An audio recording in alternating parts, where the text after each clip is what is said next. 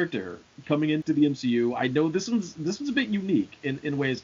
I think Deadpool fits in a unique way that the way he's coming in will kind of be more of a seamless transition than maybe we think. So here's my vision of Deadpool coming in. I think they're going to do something unique with it. I don't think that they're going to do he walks through a portal in the multiverse thing. I don't think they're going to try to explain that, whatever's been happening in the previous movies are in canon in any sort of way. I literally envision them having Ryan Reynolds pulling up to work, getting out of his car as Ryan Reynolds, walking in, getting dressed in his Deadpool costume, walking through a soundstage, and the movie just starts. Like that. Like that kind of fourth wall breaking that he just comes in and that's it. And I don't know. I just think they're going to do something really unique with bringing him in. I think it'll be fine. I don't think there's really going to be any continuity issues because I don't think they're going to care. I don't think they're going to try to dredge any of that in or try to explain it or any of that. And I don't think they're going to try to pass it off with just a really simple explanation. I think they're going to do something kind of clever with it. And so I'm actually pretty excited with it. Just a small note, and you guys can toss this in however you'd like to respond. I do not care if it's R-rated or not. I know that's a big deal for a ton of people. I don't care. I think you can do this. I think you can do a ton of stuff with PG-13. We actually just talked in our Mandalorian episode 4 review yesterday. I mentioned how brutal I thought that episode was, and it doesn't have to be R-rated to feel that way. You saw things like people getting killed and their helmets rolling off with, like, obviously they're dead, and you can get that sense without it being R-rated. I don't think you need it. Deathman, what do you think about Deadpool into the MCU? I think you're spot on about the idea that they're not going to make a big play to sort of fit him into the continuity. There's not going to be a lot of effort into that. He's a very meta character, and he can traverse these universes fairly easily. I'm not the biggest fan of Deadpool. He comes from this era of Marvel Comics in the 90s where things were kind of creatively bankrupt. A lot of guys wearing complicated outfits with a lot of pockets and pouches and huge guns and swords and all that kind of stuff. So the fact that Fox sort of made him into this cultural phenomena is just astonishing to me. I think the first movie was good for what it was. I thought, hey, this is commentary on the genre overall, and that's kind of clever. But seeing it for the second time, the joke kind of wore out its welcome with me. So I think this is a huge flex for Disney. They're kind of like the one good thing Fox did with the whole Fox series. I shouldn't say the one good thing. I'm going to take that back because I know I'm going to get torn apart on Sakaar. But one of the great things that Fox did with the Fox series of movies is they turned Deadpool into a thing.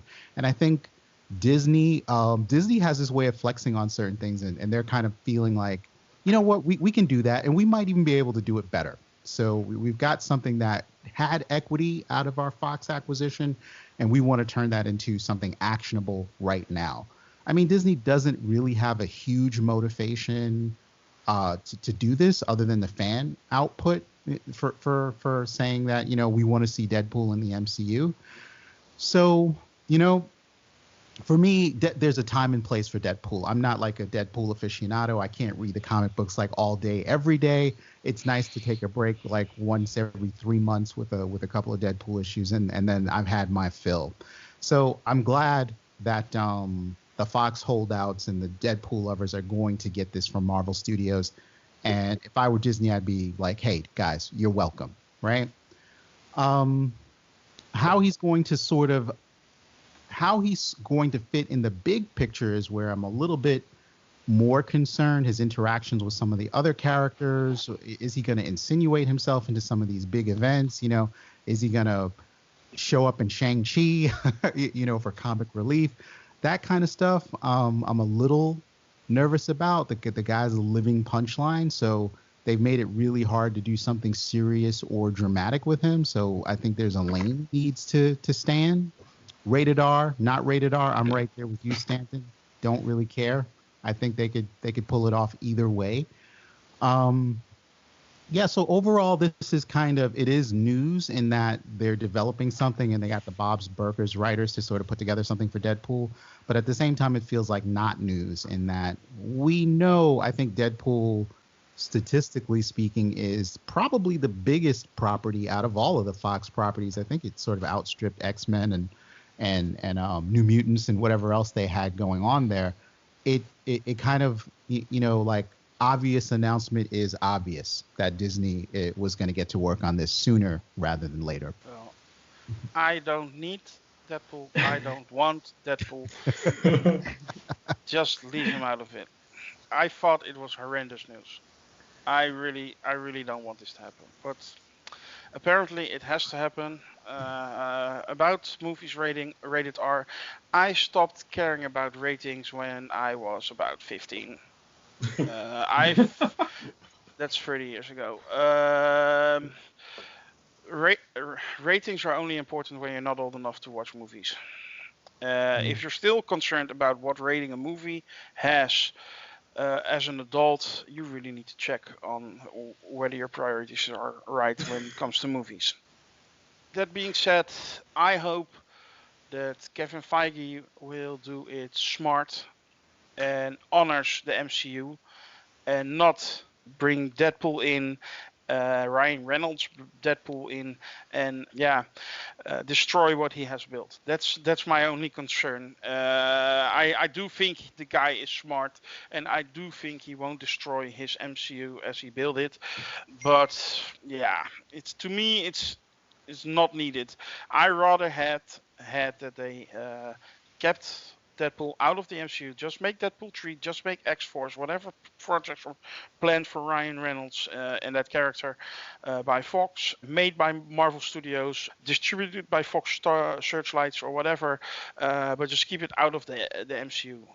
But apparently they want that because a lot of people love those movies. I don't know why, because I totally agree with LordDeathMan that the first one was okay, was fun to watch. Upon rewatch, it was already boring. The second one was a rehash of the first one, and it was terrible. I haven't even bought it or seen it since. I thought it was a really terrible movie. So I think it's juvenile, childish, and not funny, and not subtle in any way. He's not supposed to be subtle, I guess. He's not subtle. No, but definitely not subtle. Let's just say that the humor in the MCU, as we have had the humor, and maybe sometimes a little bit too much, you can argue is more subtle than anything Deadpool has done. And to me, it's a wrong move.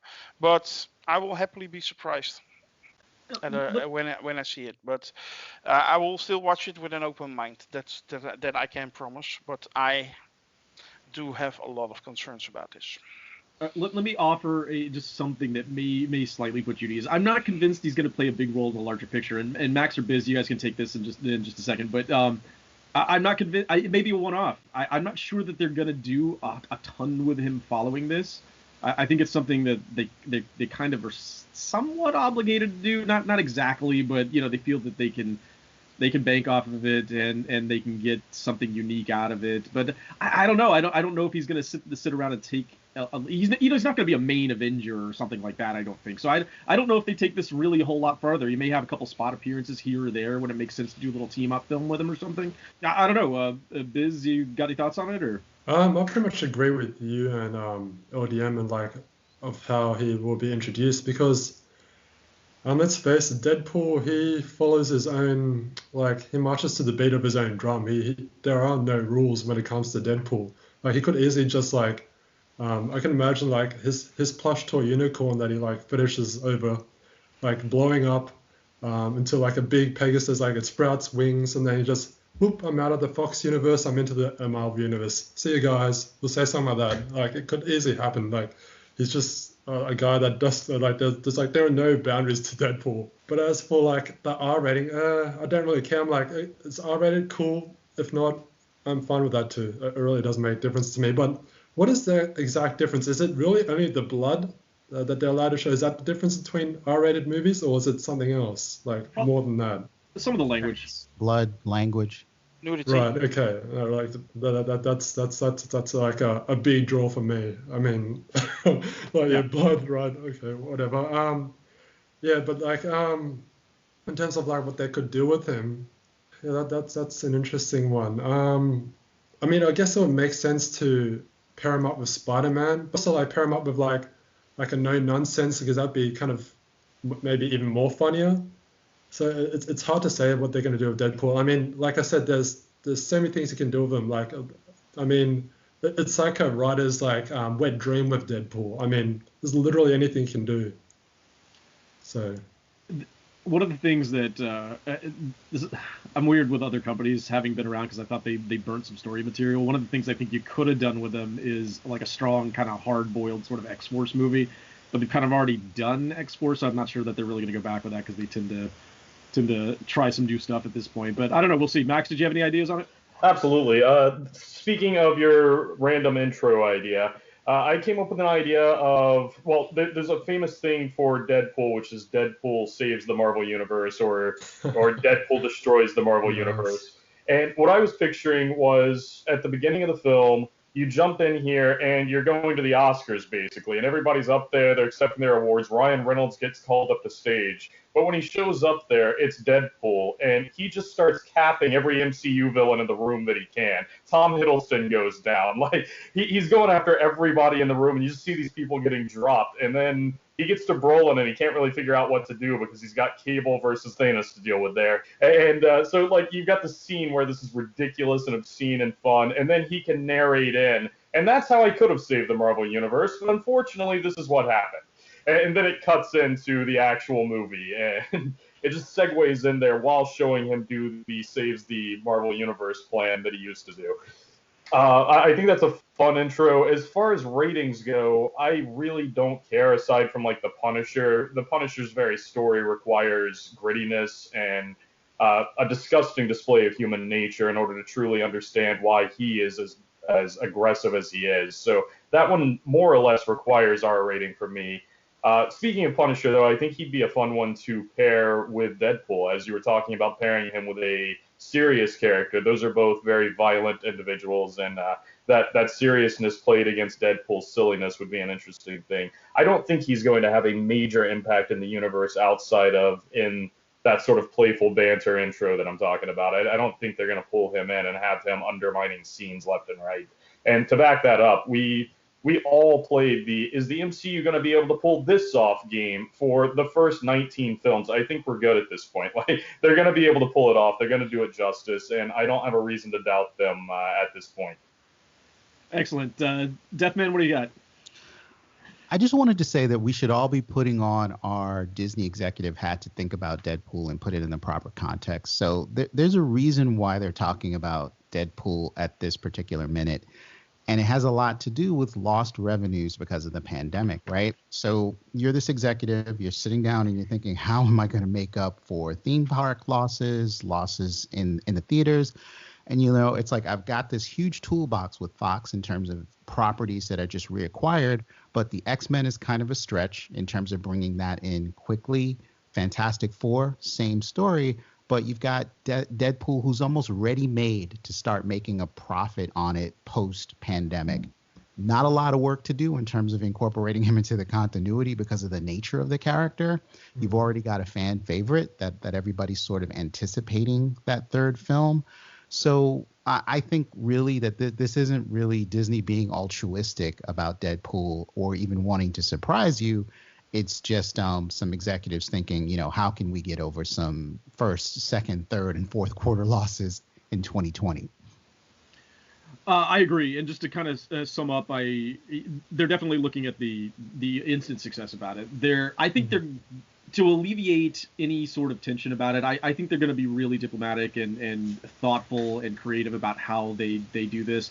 Feige's not going to let him run in and do something that clearly wrecks the style and the kind of continuity that they've got going on. I know that is a concern, but I don't think it's a concern that Feige would let that happen. So I'm pretty on the side that they'll figure out a way to make this work in a really creative, sort of fun way. So I don't know. That's all I've got to think about it. I think he's a fun character overall. If the previous two Deadpool movies didn't exist, I would be excited about them bringing a Deadpool in. So that's the way I'm thinking about it. Like this is kind of new, and they're gonna find something new and unique to do with it, and I think it's gonna be pretty damn fun if I can get there. So anyway, Deadpool actually sort of leads us on to our third topic, which is he's heavily reliant on CGI. You know, cutting off his arms, cutting off his head, having it grow back, having a little teeny small head, Ryan Reynolds, sitting on a couch,